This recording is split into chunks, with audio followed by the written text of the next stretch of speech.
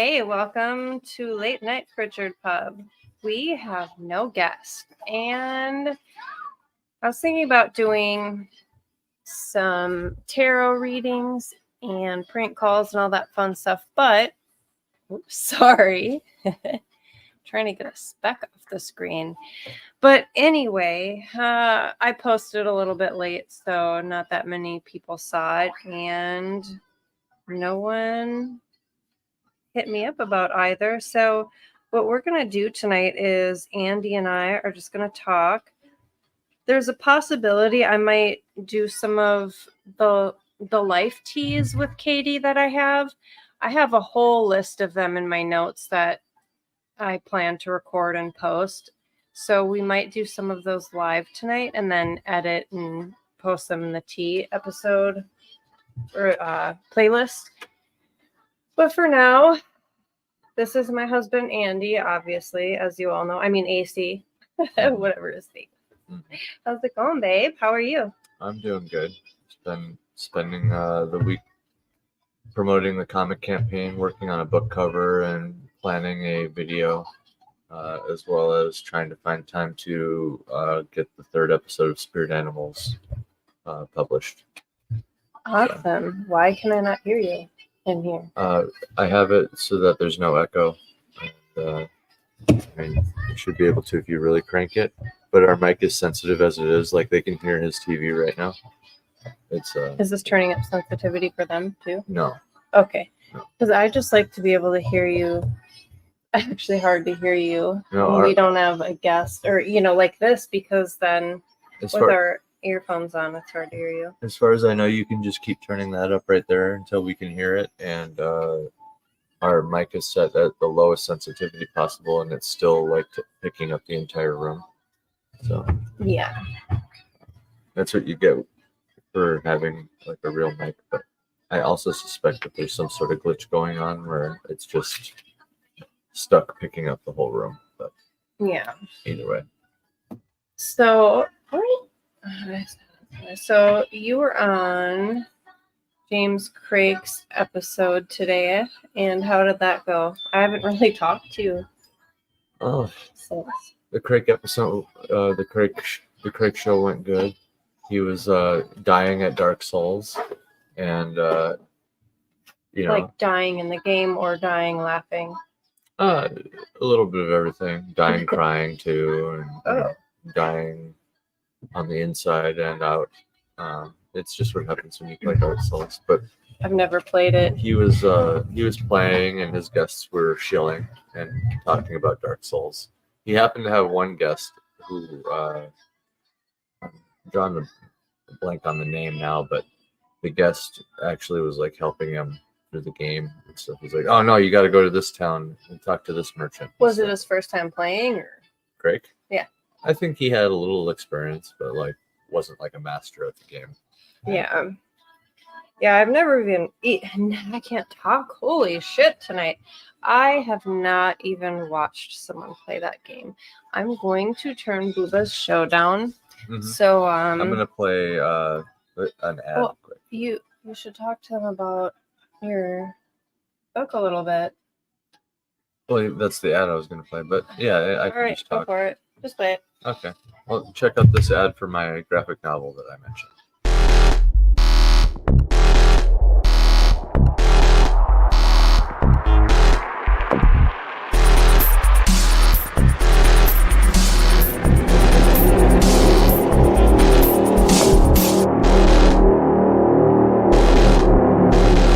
Music insisted. Tivus has seen dragons, feasted upon them. Jarl Horfist could not say which gods could save them from the storm approaching, only that all roads led back to the winter gods, the mother of life and father of death. This is our home now. Himin bitterly thought. A wooden casket to die in somewhere over the endless water, and a balloon to send off as a gift to the father. He shuddered, not from the wind, but from an icy feeling of unease creeping up his spine. At least I can feed the fish, he mumbled, spitting over the side. Then the cycle can continue, and I'll be reborn as a Leviathan. He looked to his twin sons, Seagull and Pidgeal, consumed by religious debate and every bit the image of their late mother. Himin sighed. My boys, though, their time has not yet come.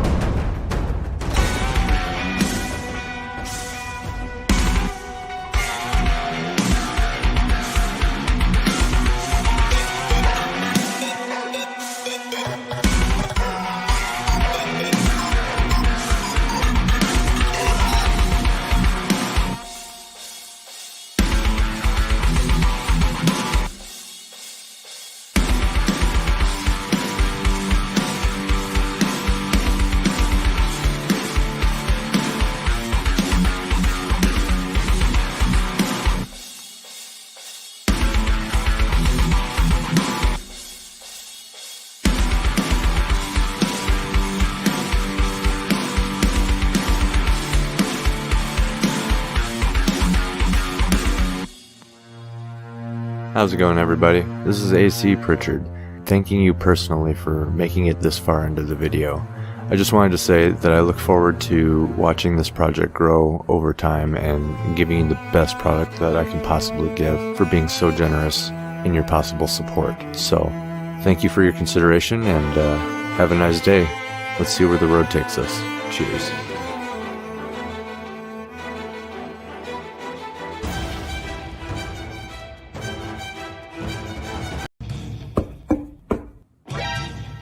Anvil.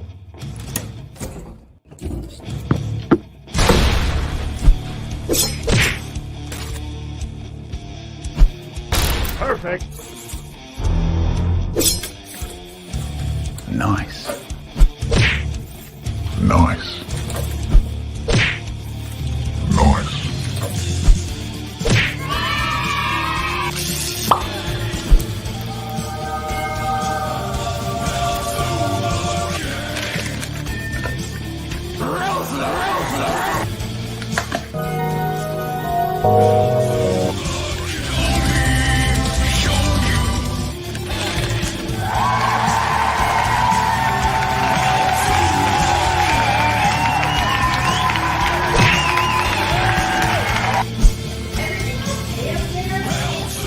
It is now.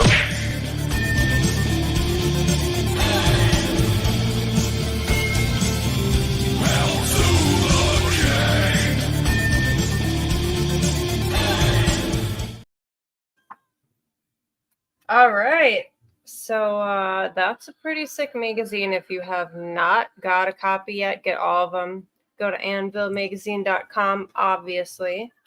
Some pretty good shit there. And some really talented people are featured in that magazine, including this guy right here. Yeah, Anvil does really key things for indie creators, and there's actually a 15-page preview for the comic that my campaign is based on in issue number 3. So go check that out because the art speaks for itself, I think. Sorry, What? I think I just noticed something on the screen that's wrong. What? Hold on. It doesn't matter, Andy. I'm not gonna fucking put someone's shit on blast. Oh. Somebody typed the wrong lyrics in their song, but Okay. it doesn't matter. Anyway, so Yeah. I think that it's bullshit. I like the storms, but raining every day and being so humid every day is really not okay. And it has been raining every single day. Well, we live in the Midwest, so Well, it seems like every time I talk to somebody else too, it is like pouring over there too. It's like monsoon season on the West Coast too. yeah. At least the West Coast. I don't know. I don't know how the East is doing. Yeah. But On the middle one there. oh yeah. So I really don't even know where to begin tonight because we have a lot of really interesting conversations, the two of us. And I'm always finding myself wishing that we had recorded it. So, or been online live stream so other people could weigh in. And of course, then I can never remember what the hell we were talking about. But we talk about so many different things. But can we real quick talk about the Headless Valley in the Pacific Northwest in Canada? Mr. Ballin does a really good episode. In fact, it's my favorite episode of his. And I've actually, when I've recommended him to people, I always say start with that episode. And then recently on one of his videos, he was talking about how that's one of their, best, most popular episode. I'm like, yeah, other people really do think so too. But it's basically really hard to get to this area. Jeez. It's so humid. I've been like very congested and allergies. Horrible. So people have gone there to pan gold, and every time they find gold, and a lot of it, but they get decapitated. It's a thing. Yeah. And so that's a very simplified version. But I want everyone to watch the Headless Valley episode of Ballin and then tell me, would you go there? Because I sure as fuck would. And not just because I need gold. It is beautiful. And I dare you, try to decapitate me, bitch. You know what I mean? Yeah, according to the stories. Because, like... Go back up. What is that? Ah! Oh, I'm falling over. Go up. I want to read that. Oh, no one cares. Anyway, the whole recurring, because it really is a recurring story. Over and over again, people get Recurring. Sorry.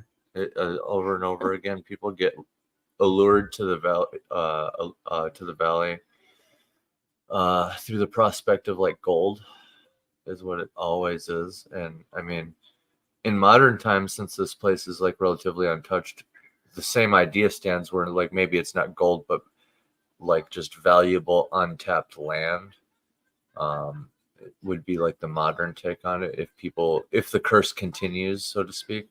But yeah, people get lured in by gold and then disappear, and they find their bodies, and like a lot of times they've been like decapitated in some way, and every time the police rule it an animal attack. They say the person was rotting, and then like a bear just pulled their with head a off. clean fucking cut. A clean cut. Well, even just I don't know, even no, like an animal's not gonna clean cut your fucking head off, and they can tell. Well, they're covering shit up. And there's other things too, like an animal would eat the rest of you, and there would be more signs. I don't know. I think it's aliens and or rakes, and I think they're all the same thing. Explain a rake. Demons, rakes. To the audience, explain a rake. A rake? Okay. Yes. I'm sure I've already said this. We have to be living dictionaries. Can I finish my sentence? Or yeah. Jesus criminy. How about you just talk? It'll be the fucking Andy show. Look at this kid in the fucking fridge. Oh no. Is that our kid? Look. It looks like it. Here, pull it up so I can see. They can see. The 0 people watching. It's just like diaper butt in the fridge. I wish you could see it better. So a rake, Andy, and so we talk about cryptids. We have since we first met. Can you just go back to the screen, please, for a little bit? Because it's really distracting when I can't tell what's happening. So the first night we hung out, we talked about, how we felt about religion, politics, moral values, all kinds of things, hobbies, and of course, cryptids, aliens, shit like that. Demons, ghosts, whatever, paranormal stuff. And, we both believe in that stuff. We've both experienced a lot of stuff like that. But that for some reason, I would poke fun at him for believing in rakes because he would tell me stories about rakes. And I had never heard of the term rake. I've heard of skinwalkers, but I've never heard of it called a rake. So I thought that was silly, like a garden rake. I don't know. So I just like it, or a yard rake. I thought it was funny, mostly because of the name and because of, like, I wouldn't say he's afraid of it or really anything for that matter, but just, I don't know. I was kind of poking fun at him in the first weeks that we were together, but I was driving home one night before we lived together, and it was torrential downpour. And I'm talking about like hydroplaning here and there, and I'm in the middle of fucking nowhere. So I'm coming around this big corner. And so I come around the corner and I saw something on in the other lane of the road. And I shit you not, this thing had to be at least 6 foot tall. I gotta watch out for Grandpa's guitar. And it was like standing, like it looked like it was a naked person that was like very, very pale. And it had like its arm up, almost like it was a wing like this. And it looked like it was bathing in the rain. And it scared the fucking shit out of me. And I'm not joking. I called him freaking out. And he made some comment like, oh, turn around or stop or whatever. Fuck no.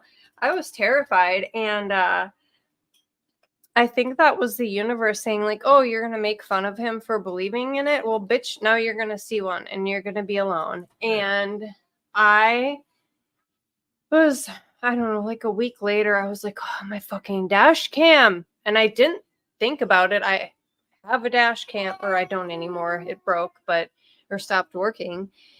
So at the time, for some reason, we both knew I had the dash cam and both didn't even think about it. Because it was just like we were just focused on this fucking rake and the situation. And it was like something I couldn't get out of my head for a few solid days. But when I fucking looked, it had looped over already. So I for sure would have caught it on camera because it was right in the line of the camera vision. And that's crazy. So I kind of beat myself up from time to time about not pulling that camera footage up. But that was like the only way I can describe it is like a hairless person bat. Like I just said bat. Oh, and that's the thing. So when I saw it, I wasn't like, that's a rake.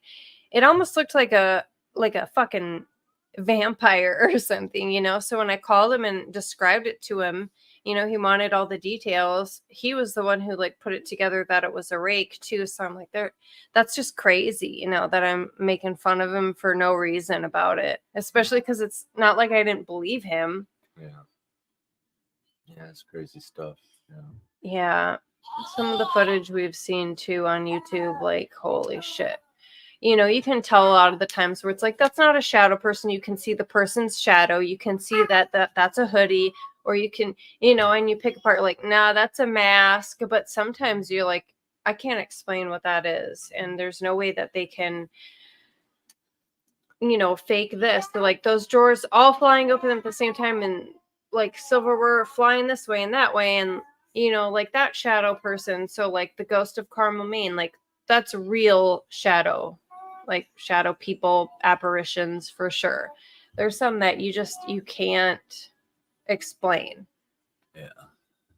Yeah, there's definitely I don't even want to call it a quality difference, because Ghost of Carmel, Maine has terrible video quality, because it's like he's using like a flip phone from like the early 2000s, because he's an old dude. Yeah, Motorola. He's just some old dude that barely even knows how to use the internet, probably. But as soon as he got a YouTube channel going with like the first few videos on there, Ghost Tube caught onto him and kind of made him famous, whether he liked it or not. Like his videos get quoted on even the most obscure, like even the most famous like things. Like we just recently got into Y-Files, and even that dude's episode on shadow people, there's a couple Carmel Maine clips that he flashes on screen. So yeah, they're that undeniable, where like when new people make a documentary about it, You just stumble upon the Carmel Maine videos, you know. Yeah, it's to the point we've seen so many that as soon as they can say something like this one person, or we're like Carmel Maine, or they'll like just start showing his bedroom, we're like Carmel Maine. We know that bedroom, yeah. Yeah. Or that camera angle or whatever. Remember that time that he invited one of those legit shows to come investigate, and he said not to do something, and I can't remember what it was, but they did it anyway. Like, he respectfully asked that they don't do a certain thing or say a certain thing, and then they did, and it like turned out badly. But it's like, how fucking disrespectful of you. Like, he has to live with that thing, you know? Yeah, you come in and he's like, yeah, just don't do this thing, and then they do it, and then I mean that's nice because you get to leave, but like, what if you riled it, like kicked the hornet's nest, so to speak, and then just left, you know? Yeah, that's super fucked up, But man. yeah, hard to even discern any of that stuff. So to begin with, you know, so what do you do? Yeah. Yeah. When I saw the fucking, I don't get how people really, like, they honestly can't explain sleep paralysis besides, oh, it's between awake and sleep. There is no possible, you know, and they also say, oh, our brains are wired similarly, so, you know, you're gonna imagine the same shit. But no, I don't buy that shit. I don't buy that everyone's just hallucinating the same fucking shadow figures. There's no reason for it. And I didn't know that was a thing until I saw The Nightmare on Netflix. And I've heard that from other people and, you know, on different shows now. But the reenactment was, I mean, so similar to mine, where I'm laying in bed on my side. I can, you know, move my eyes. I saw the alarm clock and the time, and I saw it was a fucking, you know, 6.5 foot tall, solid black shadow figure, and it was bent at the waist, and its head was like a foot away from me. Like it was faceless, of course. It was just solid black, but it was staring at me, like head to my head, a foot away. And I could see, because I couldn't move like my neck, but I could move my eyes, so I could see that it had an arm either on me or the bed. And it was fucking terrifying. And I can actually fight my way out of sleep paralysis now, but I can sense it coming on before it happens too. Like, when I'm totally awake still and I can still move, I will feel it and I hear it too. So I'll start hearing this noise and feeling this energy. And so like, if I just lay there, like, I'm so tired, it'll like, I'll give in to it a little bit. It doesn't scare me anymore though. And that's why, you know, but I can fight my way out of it too, and I can prevent it from happening, where I'll just like sit up and move. And like, I get angry too, where I'm like, fuck off, get the fuck out of here, you don't belong here. You know. But when you're, you know, they say it's just easy to say it's sleep apnea too, because, oh, you know what happens when you're extra tired. Well, yeah, because when you're tired and you're stressed and you're having issues in your life, you're more susceptible. So I actually have had to explain this to quite a few people as a tarot reader, that when you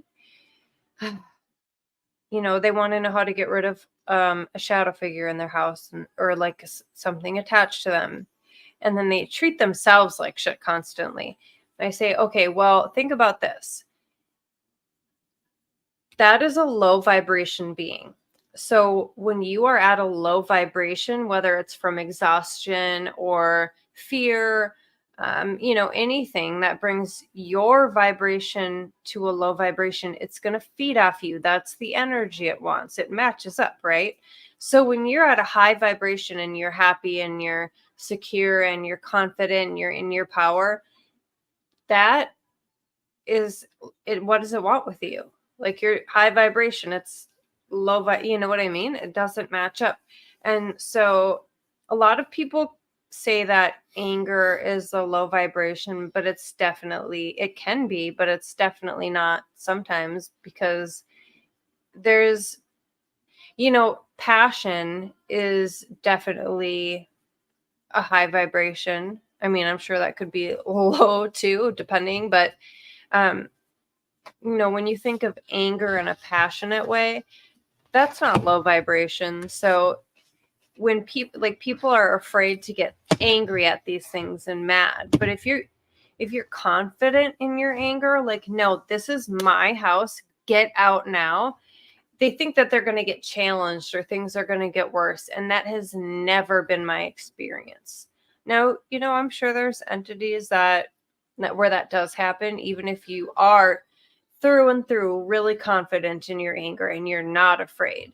I'm sure sometimes it does escalate depending on the entity that you're fucking with, but it just hasn't been my experience. And I really think that people need to realize the power that they do have, and intent matters so much too in life in general. If you have, and I'm not just talking about like, oh, good intentions to, I'm talking about like manifesting is what I mean. So you can manifest a lot of things for yourself. So I want everyone to be confident in the power that they hold. And it breaks my heart when people are afraid because they have things that are in their house or attached to them possibly, and they're having trouble sleeping, living, coping because of it. And the more you are at a low vibration, feeding the low vibration beings and lowering it more, and it's just like a very bad cycle to be in. It's kind of like how you need money to get gas and a car to get to work, and you need a job to get the money for the gas and the car, and if you don't have either, you know what I mean? It's like you need all of these different things to just keep going. And Yeah, they're all keystones. yeah, talk a little bit louder because you're pretty far away, or scoot up, honey. They're all keystones. Oh, I promise you can hear me. Come up closer. I can barely hear you.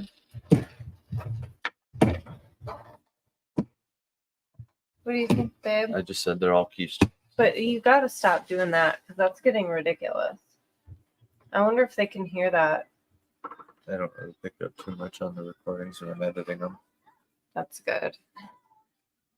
We need a new office chair, because this fucker, every time he barely moves, it's a loud click.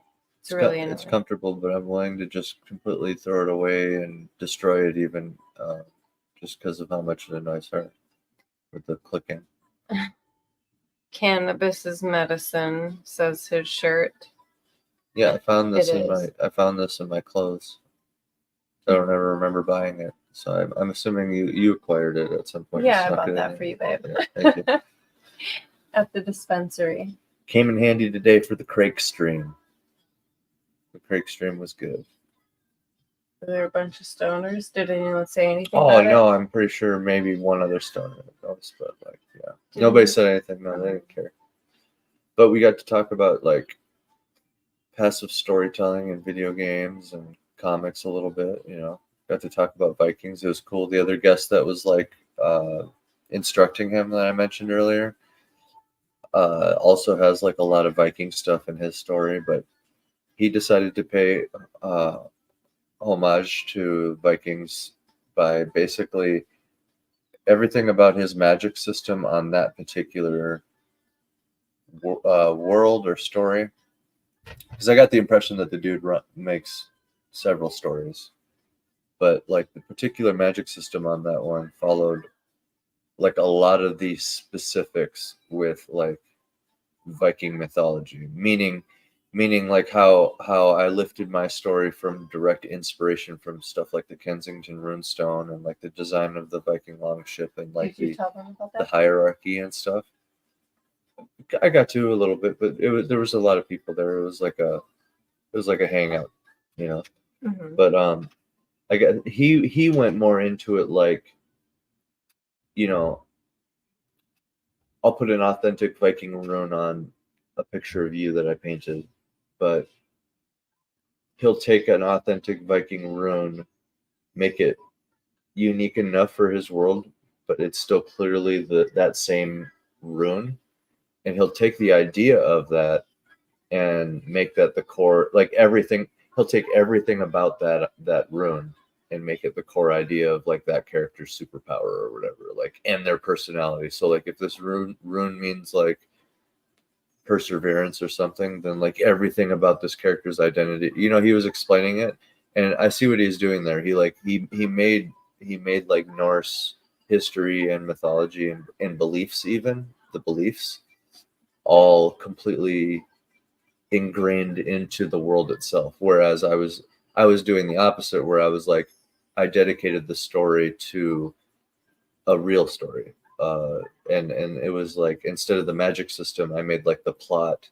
and the characters and setting and stuff like that, all kind of like pay direct homage to it. So I thought that was interesting. I got to tell him that. Yeah. I got to say that. Yeah, it was cool. That's awesome. Yeah. Did you tell him you were married to a Viking princess? Didn't get that far. That's okay. okay. I think you got mentioned. Nobody needs to know. You are a Viking princess. Thanks, babe. That's why I painted you as a barbarian. Barbarian Barbarian I'm druid. an angry bee out all the time. Berserkier. All right, I'll take your silence as a yes, bitch. Berserkier. You don't need mushrooms though. You got that fierce motherly energy. All right. Chop through 100 Welshmen to get to your baby cub. Mm-hmm. Oh God. There is literally no limit to what I would do for our child. Yeah. Mm-mm. No. But baby is, he is it. He's perfection.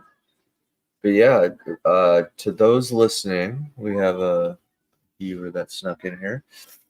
I will be on Elliot Rodriguez's morning stream tomorrow at 11 a.m. Central. So don't miss that. It's the Mobius?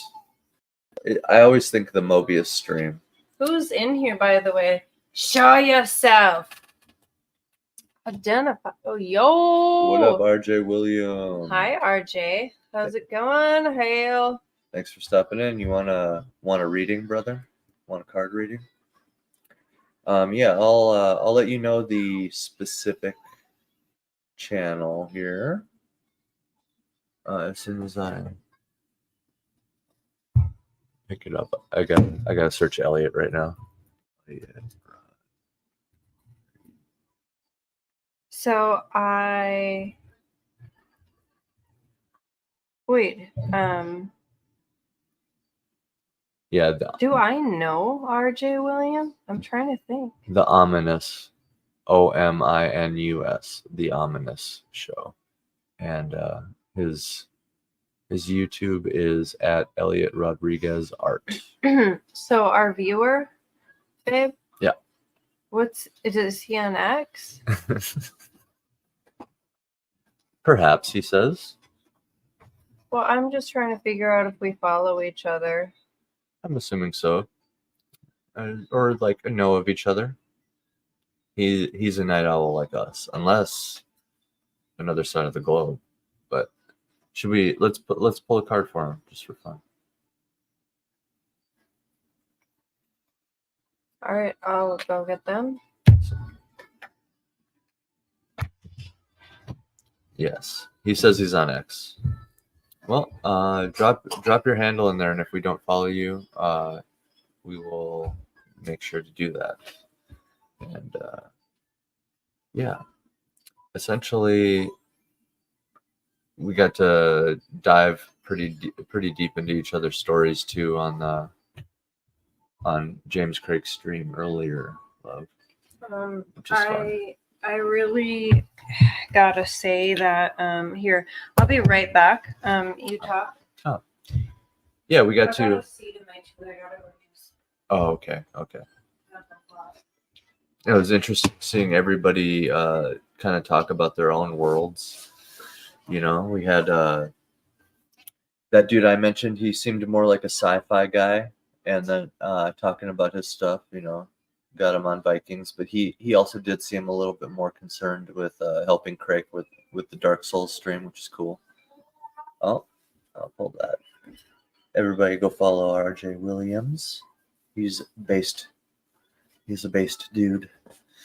But yeah, we had another dude who was like the superhero guy come in there. Shout out to Immortal Rising Comics. We had R.H. Snow in there talking about post-apocalyptic stuff and like the importance of like, you know, culture and stuff. You know, it was a pretty good talk overall. You know. I had a good time. It was like a solid 3.5 hours of watching Craig die, but I mean, it flew right by just because of the conversation. To be frank.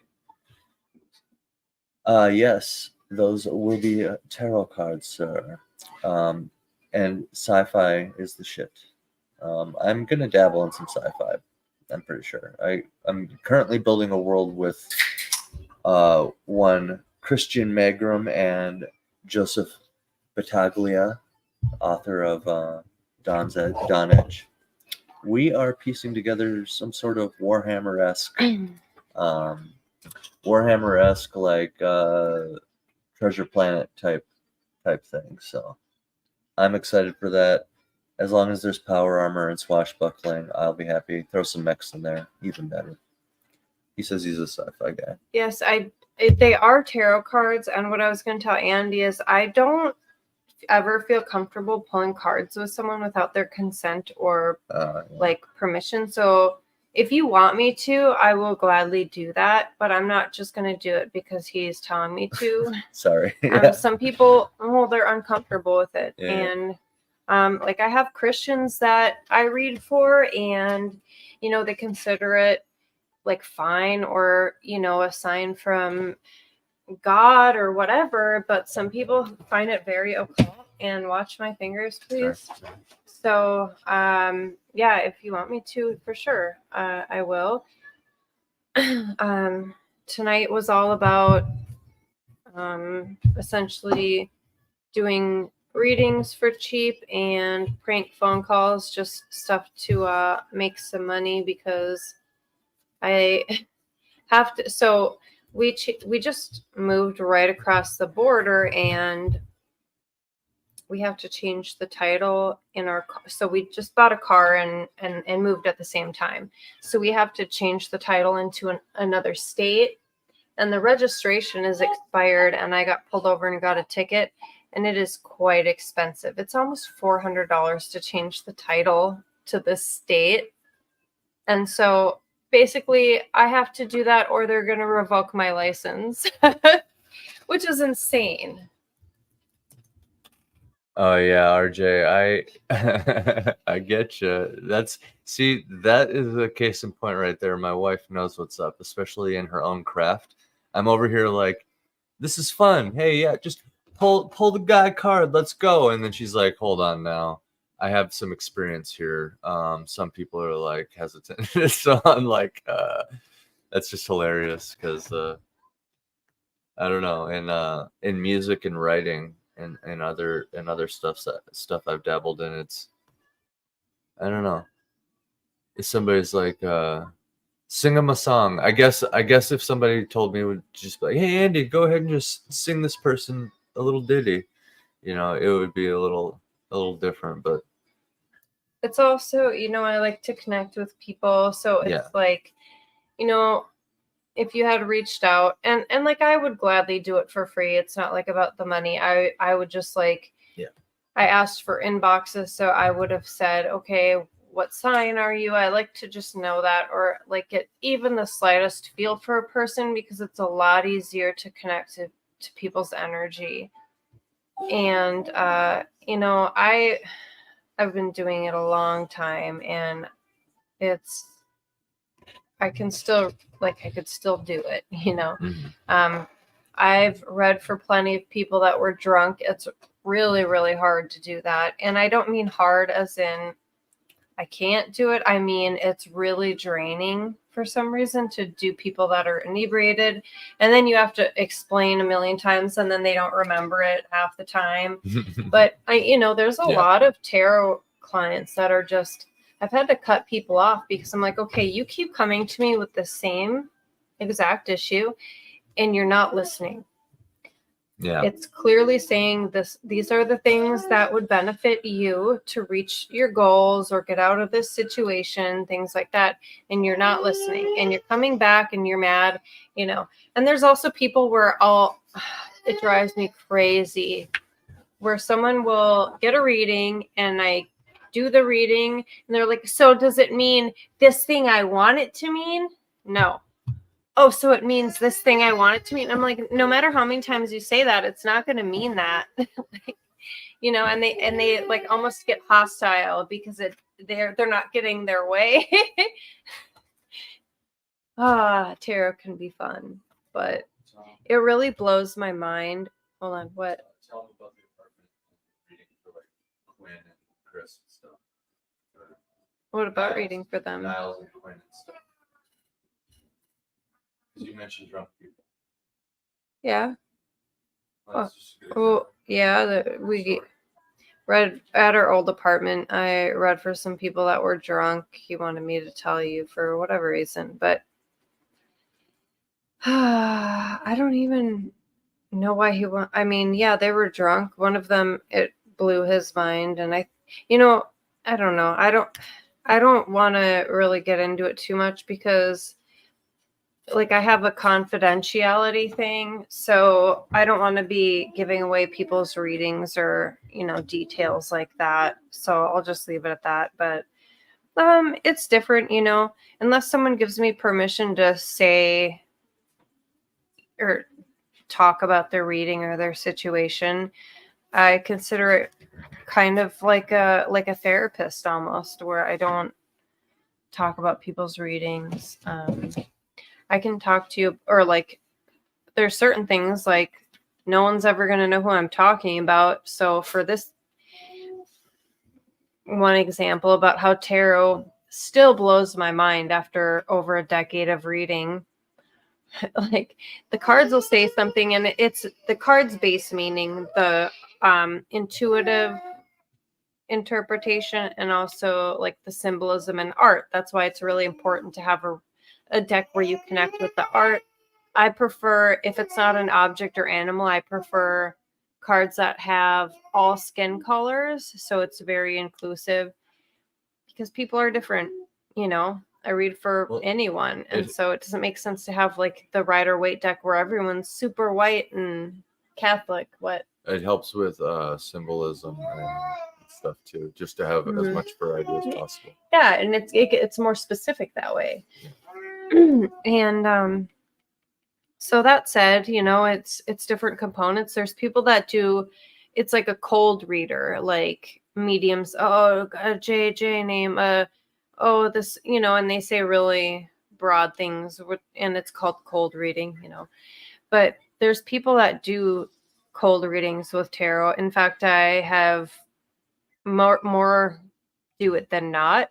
And I've left so many tarot groups on Facebook where I'm not even in any anymore because people do that and they think it has nothing to do with energy and it's all random. And so they obviously aren't good readers.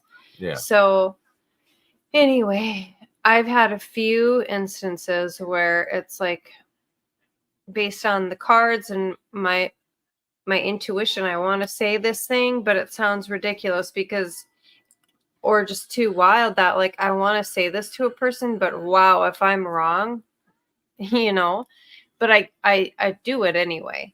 So one woman, I was like, this is going to be really hard to say to her, and I'm going to do it anyway. So I said,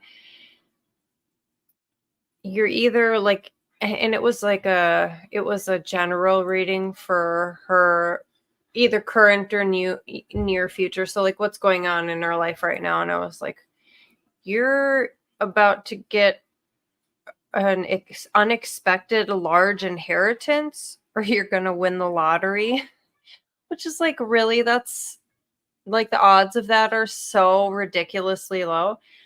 And her response was telling me that the night before she won $50,000 at the casino. Right. So instead of gonna win something, she already did. Right? Yeah, so it blew her mind and mine in the best way, but I love tarot, and I don't consider it a cult. We're not necessarily like Christian or religious. We definitely are, and I don't want to be like we, because we have to believe the same thing. We just happen to, but we believe in a higher power. Although our wedding vows, instead of God, we set the whole fucking universe in place.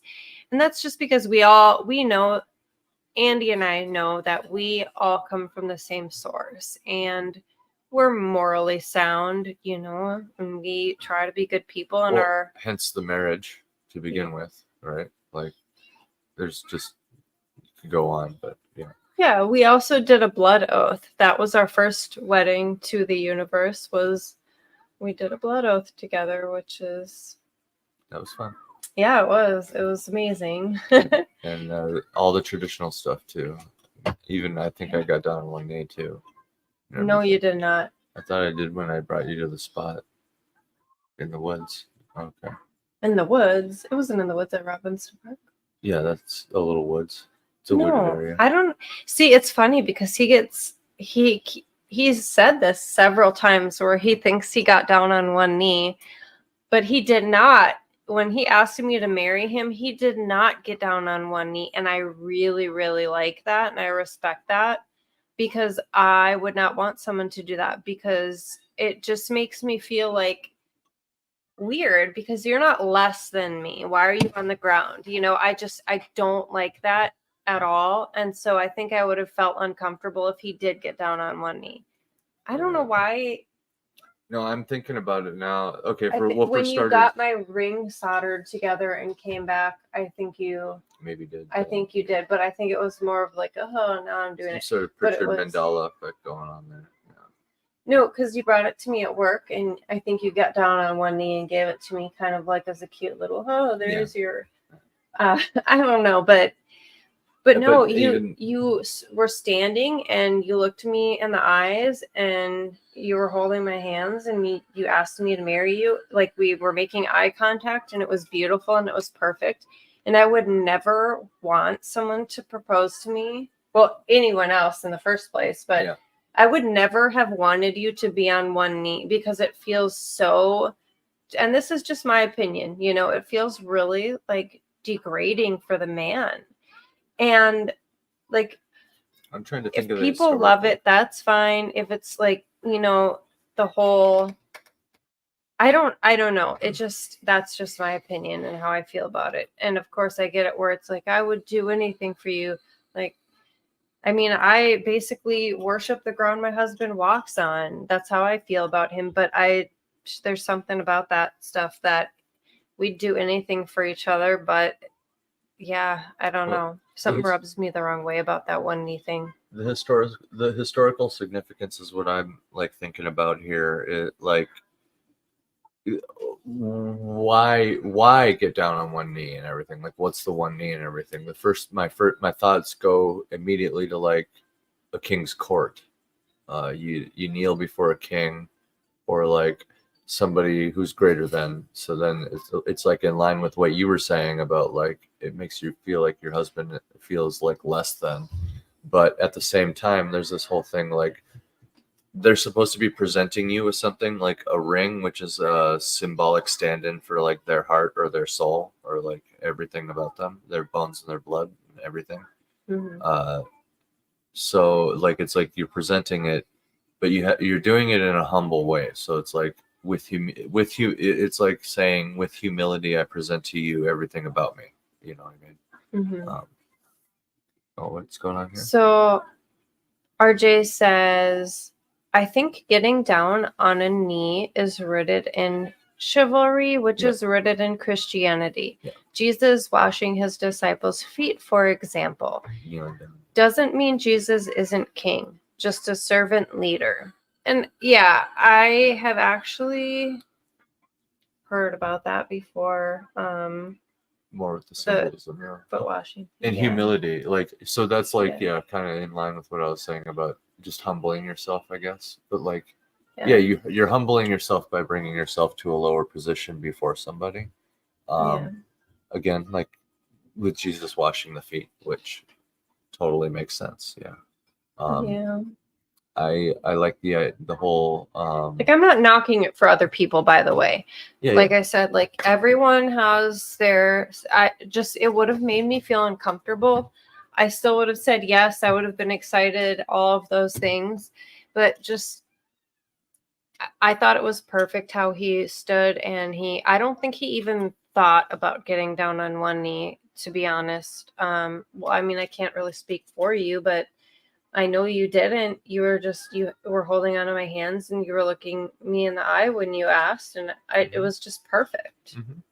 Oh yeah. I wouldn't have had it any other way. Yeah, I'm not knocking the way I did it either. I'm just, for some reason, the whole pageantry of it is really fixated in me, and I'm trying to figure out. I think it's because you're the one who brought it up after the fact, because I think there was some kind of I didn't get down on one knee like I was supposed to. And I think there was something like that, because that's why you got down on one knee, because you had mentioned it before we got my wedding bands.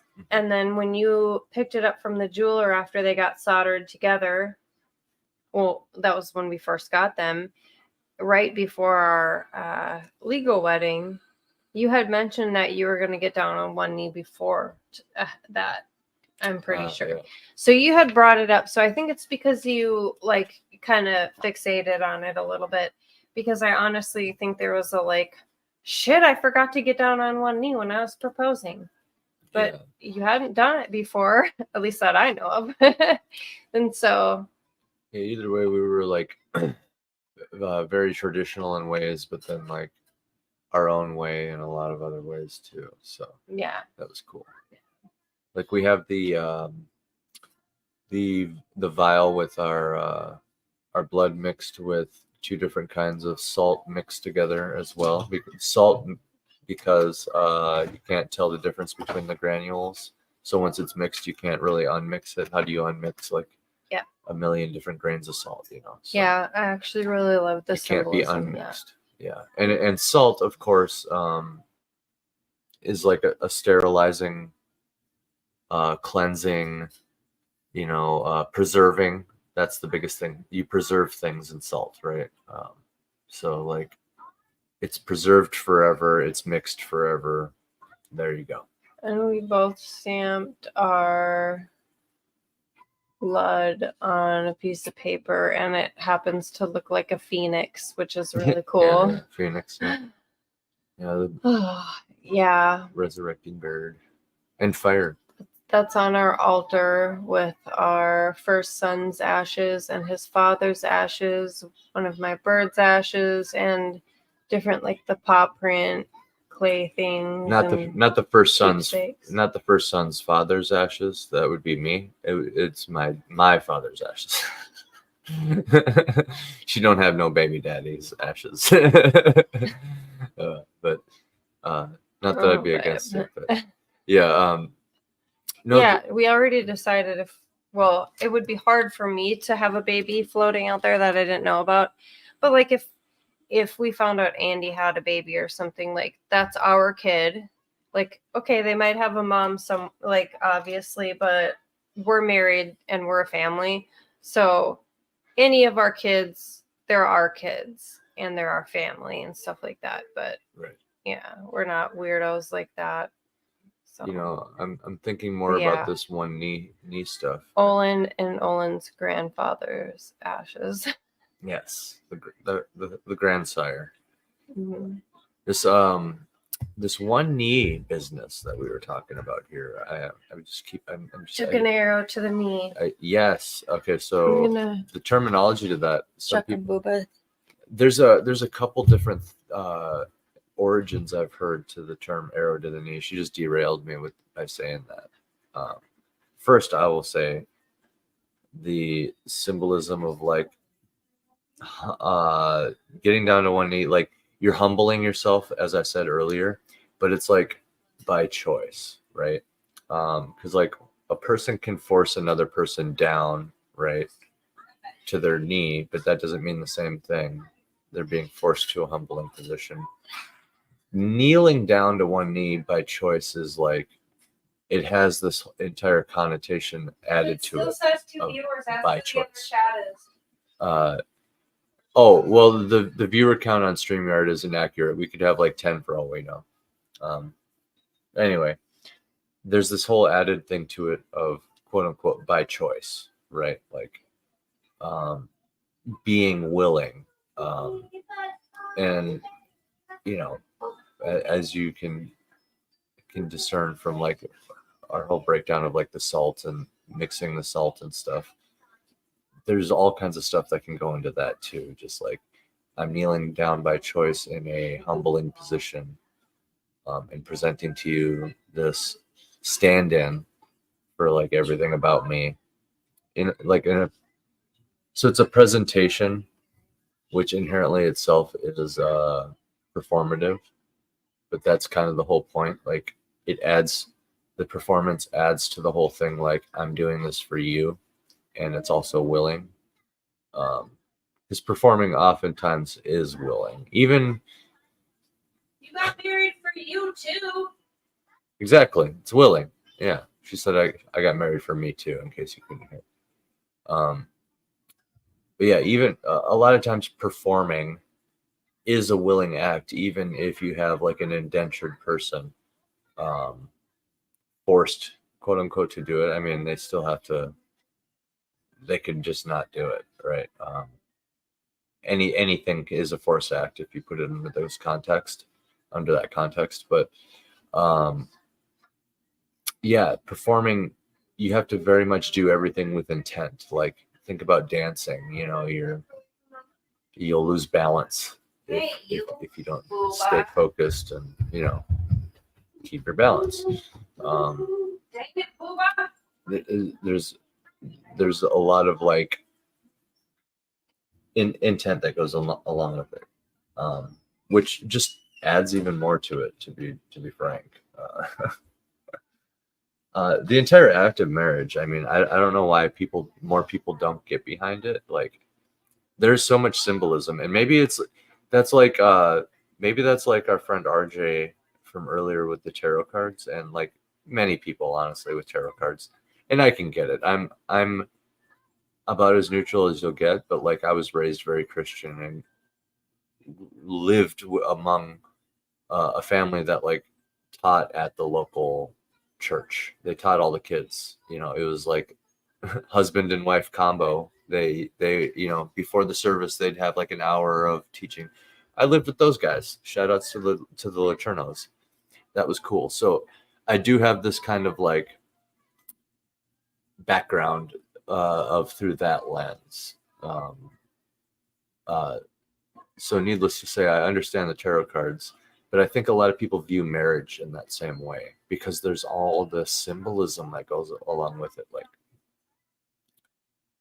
Like yeah, with tarot, there's this element of like random chance and this mysticism involved, but kind of the same thing with marriage, like random chance as in like there's billions of people on earth, and even the backstory that any given person has with their wife is just kind of like the card that you drew from the deck or the one that jumped out, you know, so to speak, just for lack of a different metaphor or whatever. But yeah. And just, I think whenever anybody is faced with that level of symbolism and like metaphorical weight, you know, like being under oath, right? It's the reason under oath is so powerful, because like what is really holding them back? They're just like, yeah, I promise I'm not lying. I swear to God, I'm not lying. But they could still lie, technically. That's not like that's like not putting chains on them. It's not holding them down in any way. But yet it still does hold them down in the way that all in the way that all esoteric symbolic things hold a certain percentage of the population down when they're faced with it, because it's like, I don't know, there's that part of our brain that's like magic. It's like that shit's magic. RJ Williams still in here. Thank you for chiming in again. He said he's a Calvinist, so he doesn't believe in coincidence. That's an interesting take. I like that. I struggle with coincidence, right? Because there are so many undeniable coincidences that are just like, oh, but then when you put them alongside certain things that are like, that is like, oh, that is like threading the needle.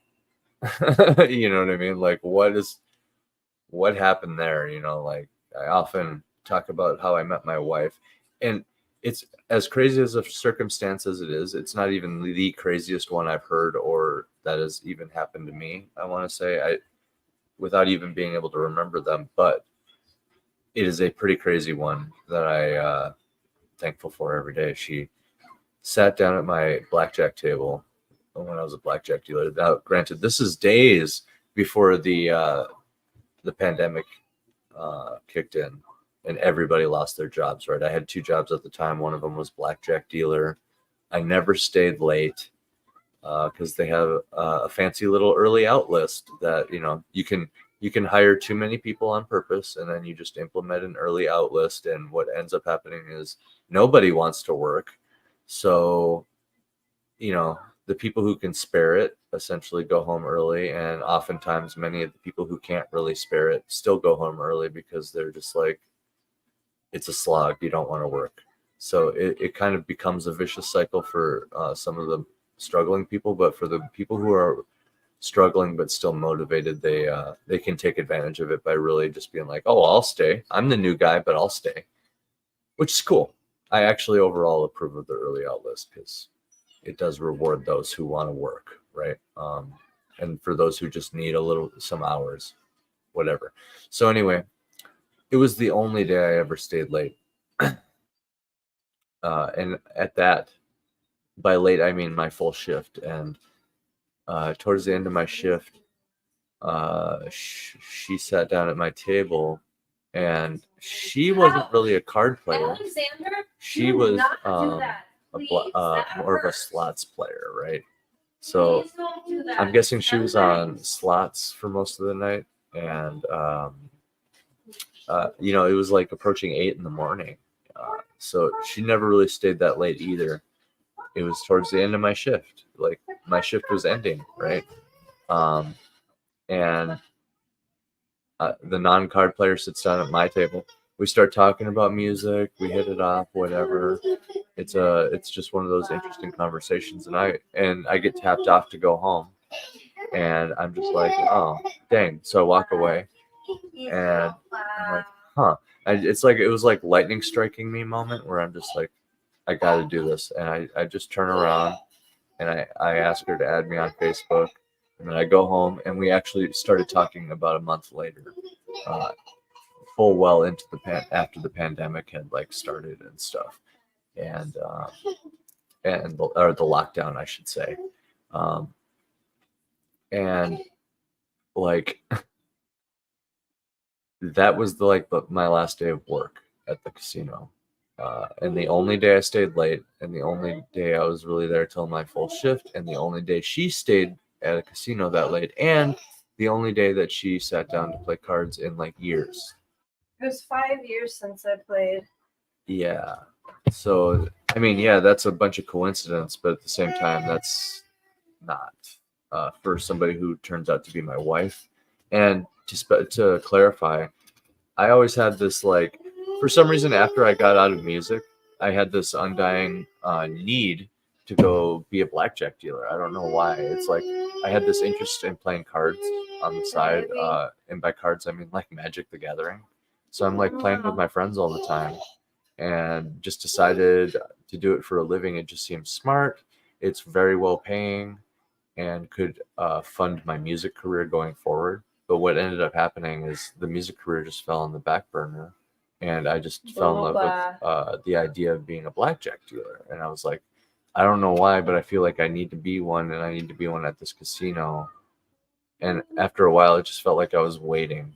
And I think I know why now. Like, there's a reason I felt drawn to that job and that casino so strongly. Literally only until I met my wife, because after I lost my job from the pandemic and met her, I didn't really have an urge to ever go back. In fact, she kind of rekindled everything about who I really am, like with my music and my writing, and got me back into that. You know what I mean? So I'm coincidence? I don't know. a It's couple more like a slap in the face. yeah, I'm a couple years older than him, and we, even though that's the case, we both started music. He started his music and I started modeling in the same year, and we both like walked away for a while, like put it on a hiatus the same year too. So for the how many years? We'll just say 10 years or whatever. Just toss Like that up we there, both started in 2009 and stopped in 2016 or whatever it is. So, yeah, it was like 16, 17. We could say 17 to be safe. well, no, it was like 10 years for us. No, it was 10 years, I think, at least for both of us. I don't know. 2009 to 2019. Does that sound right? 2018, 17? I don't remember, but 17, safe. I guess it doesn't. Yeah, I think it was 17. So maybe not even 10 years. But yeah, Andy, we both say that we saved each other. And I know it's one of those things couples say a lot, but he really did save me. Him and Orcus. I was in a pretty low place. And I don't mean like he saved me or I was going to kill myself or something like that. It's like I feel like he saved me soul wise, if that makes sense. And I wanted to be alone. I was at the point in life where I had a severely abusive partner and I had walked away from that and I was still being harassed by him. And I, when I got a little closer to Andy, I told him that I didn't want to be with anyone and I had too much baggage, and he said, I want to help you carry your bags, and he did, and he helped me heal through that and deal with a lot of trauma responses I had and stuff like that. So Andy has been the goodest person, honestly. You guys, he is seriously the most wonderful person I could ever hope to know. And so the fact that he also loves me for some reason is wild. I'm not easy to love. I'm not easy to be with, but he does it like effortlessly somehow. So it's pretty amazing. He's the best dad too. And he's so patient and he loves to teach and play games, but he also knows how to be serious, and he's just got every good quality that I could ever want in a partner. Well, so are you at the point in life where you've got a family going or just doing your own thing? What do you got going? Andy, sit down. I'm on it. I'm on it, babe. Babe. Andy.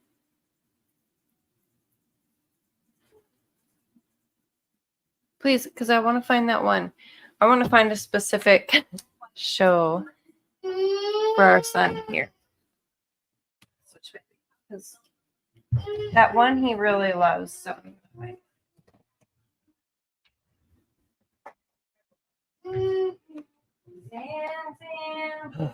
But yeah, to other indies out there thinking about starting up a campaign for a novel or a comic, I'm getting to the point where I can share some insight here.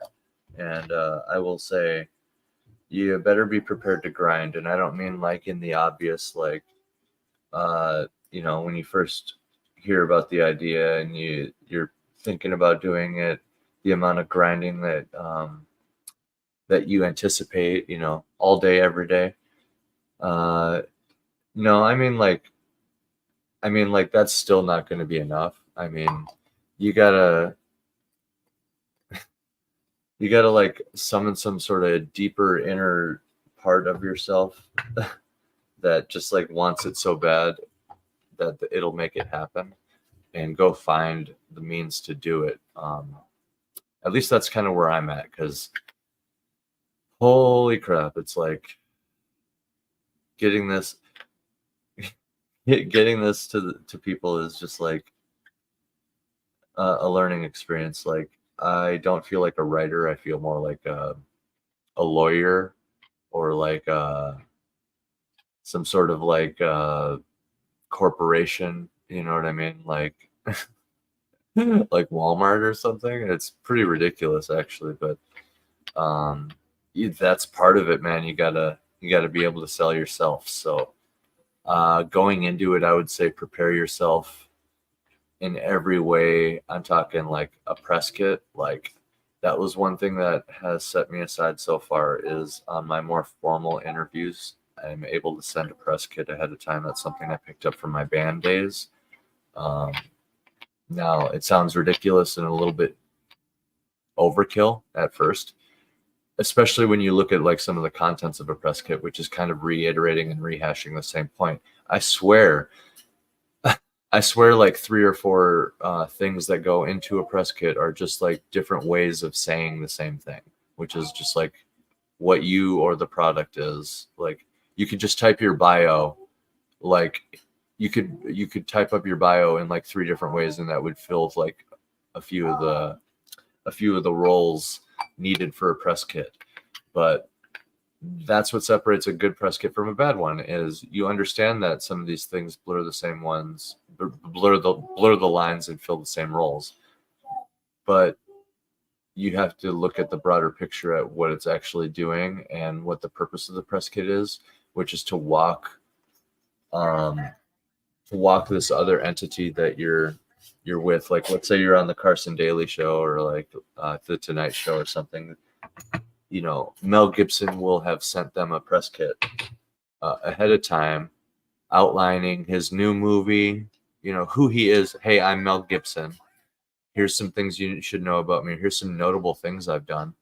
Here's the whole reason I'm here. They just, you cut out all the bullshit. You're like, literally, here's the reason I'm here: to sell my graphic novel. I'm trying to promote my graphic novel. I'm trying to promote my movie. Here's what that movie or graphic novel is about. Here's why it's a big deal. You're like pitching the whole thing.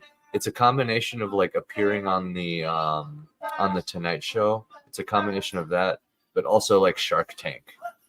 Like, you're going on the Tonight Show and like and talking about like your entire career, but you're also elevator pitching like an invention, right? That's kind of how it is. It's like you're selling an invention, right? And it's crazy to even be in that headspace. Just because like I'm trying to sell books and stuff. Like, I'm not trying to become like a masterclass marketer, but that's something they don't talk about with like indie, is the level of marketing that's involved. Like, okay, the less money you want to spend or can spend, most of the time, 99% of the time, it's can spend. But most of the time, if you want to spend less money, you basically need to do more things yourself. So, like, yeah, sure, you could have like a marketing agency, or, in more traditional senses, like a major publisher or a major label do all your promotion for you. But doing that yourself saves a hell of a lot of money, doesn't it? Because I don't know if anybody's seen the price for like a Facebook ad lately, but yeah, they don't last very long. They don't run for very long. The little bit of paid stuff, paid promotion that you can get from social media. So learning the tactics that they do themselves, and I mean, all the software is there. I made my own video. It's not like super crazy, but like with the basic starting art of a comic book, like if you can get like a couple pages, you can put together a simple video, which all it really needs to do is, hey, show us the interiors, kind of give us an idea of what we're getting into, and then where to find it and stuff. It's kind of like the video is kind of like a condensed version of the press kit. But yeah, like even Mel Gibson has like the whole outline and everything, and more importantly, a chain of like an order in which they read through each of the things. So it's like the introduction and outline, it goes down the list, and the last thing is the boilerplate, which is just a fancy way of saying like every author has a boilerplate on their author profile on Amazon. It's the biography, essentially. That's what I brought up earlier. It's the copy paste technical like summary of this person or thing that literally can just be distributed to like legal documents and stuff, like, you know, AC Pritchard is blah blah blah blah blah, and notable for this time he did blah blah blah blah blah. You can find out more at blah blah blah blah blah. Like straightforward, but there's an art to it, almost like a book blurb. But familiar with Luke Stone brother? We have a Stone brother in the chat. Luke Stone says he just found it. He is so sneaky. He is a sneaky boy. He's a sneaky boy. I fucking hid this too. Ah. Yeah, he just came up to me with it. Yeah. He finds it. Yeah. I put all different crafts on in the van. Yeah, he had your brush too. Behind stuff. So you won't be able to He see hunted it out. He hunted it down. My son got the pouch of dice. He's a little treasure hunter. He finds the coin purses. Anyway, Luke Stone says it's like A Knight's Tale, only you have to be both the herald and the knight, bro. And you got to be sometimes. You got to be the squire, you got to be the horse, and sometimes you got to be the frickin' sword too, or the lance, and just break over. You got to be like that lance and just break over and over again until you unseat somebody, until you get a crowd reaction, right? Like sometimes that lance has to just break repeatedly, and you don't get a shard in the eye.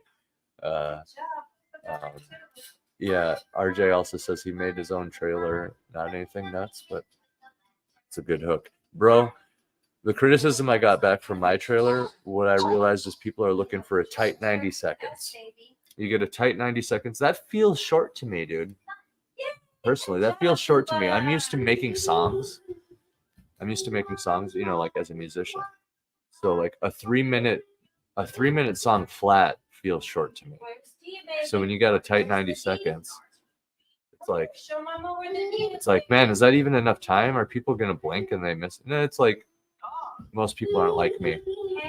They just they want in and out. If you think about a standard commercial is like 30 seconds to a minute. Think about an advertisement on YouTube. Like we're pissed when it's 12 seconds. You know what I mean? So yeah, people, like even 30 seconds would work. It doesn't have to be anything nuts. Please listen. It doesn't have to be anything nuts, just as long as it conveys the point. And I think the most important thing is it just shows the art. That was another aspect I blew it on just a little bit. I mean, I still got it's only been 1 week out of 3 months, so I still got quite a bit of time. But one other aspect, I made my images too shaky. Like I had this dramatic shaky cam going on, which works great for like music videos and lyric videos. But I don't know, people want to see the art, and as cool as it seems at first, it can be off-putting and kind of take people out of it. So the effects don't even have to be that crazy either. When you look at some of the higher budget promotional trailers, they have cool effects But when you using what I know, like, and what I'm sure you know now, making your own trailer here, RJ, and many potential indies listening probably know making their own promotional videos as needed, is like a lot of those effects, even if they aren't on your personal on You your took personal. these out of the incense tray again? Did you Yeah, notice? I did, and I put them there because I didn't know where he got them from, and I wanted you to see The them. incense tray in the bathroom. Okay, yeah, he got those. Same ones too. Wow. Yeah, those cool effects though are they either know just some sort of clever trick to do it, which I actually don't suspect is the case. I saw several that seemed to just be using pre-made effects. Like one example is like a blood splatter. Like it was literally just like I could just tell they have like an effect that they drug in, into the file, and it's just like a quick little transition effect or something for a blood splatter that they got to pop on the screen, which is like, it's cool, but like it just goes to show you, I'm not knocking that, by the way. I'm just saying it just goes to show you that even the really like flashy, cooler, quote unquote, seeming trailer videos for comic campaigns, it's not like they're hand animating all of this stuff. In fact, these are all probably just assets that they got from somewhere. They got a transparent blood animation from someone, which, if that's all it's a matter of, what I've historically learned is anybody has access to it then, because there's always that crazy pirate website that's just filled with whatever you need. I'm talking, you don't think you can do the thing in your video because they have cool footage of like fire, cinematic footage of like fire or space. Look at my background right now. Space is my background. This I got for free off of whatever the freaking first website that popped up was when I typed in what did I type in? I typed in stock space footage free or something. Free use space footage stock, something along those lines. You can usually find a website that's just filled with tons of junk that you can use for free, and it specifies if there's some sort of like fair use or anything next to it. So if it's my whole point, if it's a matter of assets, you can always find assets for free. I mean, granted, it's not going to be, maybe it won't be like on the same level as that crazy YouTuber that comes out with like the weekly video or like the monthly video, and it's just this crazy high budget, highly edited thing. But because they have their asset subscriptions to like these professional asset websites are essentially the same as these pirate websites, except giving you exactly what you need without any hassle or questions asked or risk of pop-ups or whatever.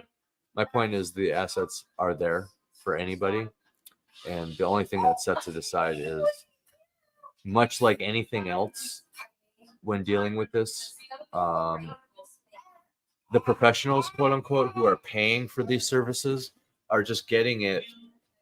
They're getting their assets smoother and quicker.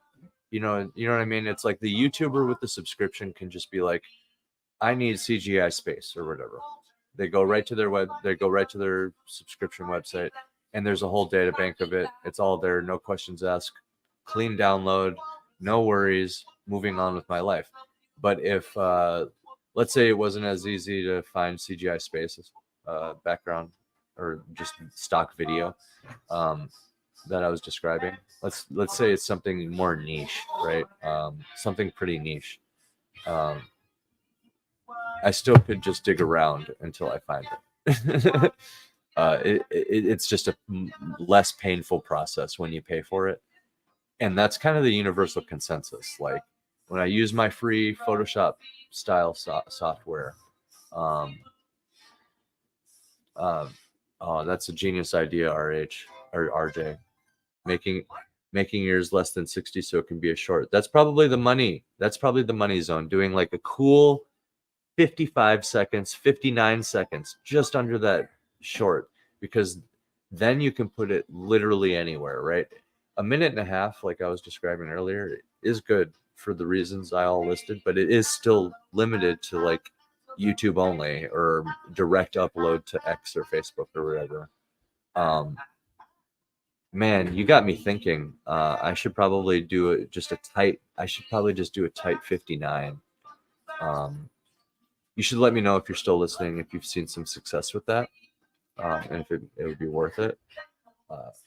My sources that were criticizing said I should reduce to a minute and a half. It was about 2 minutes and a half.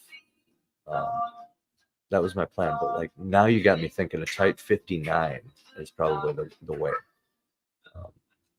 But yeah, anyway, you have access to whatever you need. There's not really a difference between me and you, RJ, and then like the people spending like $500, $1,000 on a promotional video from a professional. That professional just pays for a subscription to an asset website and uses assets. But me and you, with enough determination and willpower, could find even cooler assets. I mean, because think about it: if the gates are open to like essentially Wild West style gold panning, you're gold panning for assets for your your trailer, you can still find a nugget of gold every now and then, and a lot of times that's a very unique nugget that a lot of other people don't have. A lot of times you find the same nuggets that 1,000 people have just because it's the pragmatic approach, like the blood splatter. Maybe the one I saw that I keep thinking about was one of those free assets. You know, a lot of these professionals just do exactly what I'm saying. They're just willing to put in the hard work, and they have the pop-up blockers. But they'll sign up for the free subscription to get whatever asset they need, or the free trial, sorry, or dig through the dozen bunk websites before they find the cool one, you know, and then thus sell their services accordingly, which in my opinion, those people deserve it. I mean, yeah, it's one thing to just pay a subscription for an asset website, but then you almost have to sell whatever you're making unless you're already succeeding enough off of whatever it is. But you get my point. Like the ones that are kind of cowboying it up are working a little harder in a sense, just having to research and find clean downloads that they don't have to worry about. I like to find stuff and change it. It's fun to do that because you can start off with the base. I'm a writer at heart, so like doing art is really fun and therapeutic, but I can't help but feel like the clock is ticking as soon as I load up Krita or Photoshop or DaVinci Resolve or whatever it is, because I'm supposed to be writing right now. Comics almost throw me off a little bit because it's like a visual medium. And to be frank, yeah, there's a lot of writing, but like